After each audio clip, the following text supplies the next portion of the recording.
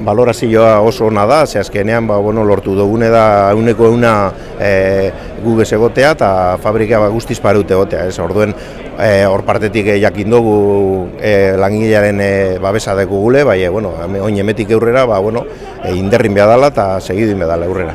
Inguru guztiko jentea etorko da, azkenean galdakon jente asko beharriten dugu hemen, eta basaurin eta inguruko ape bai, azkenean historie handie da fabrikean eta mundu guztiek izetan dugu bat amate beharren dauela edo beharrin dauela hemen, orduen jenteak adierazi duzku etorko dala eta gu ez dauela eta eurrera inbea dala eta holan pentsat izango dala gaurko arrastiko manifestazioa. Ez dut uste problemarik ongo dala datorren egunetan holango segimentu bete gotean. Nitzako fabrikepe badaki eta geurre argi gelditu jakie hemen jentea gugez dauela eta holan ikusten deuzela geuzek.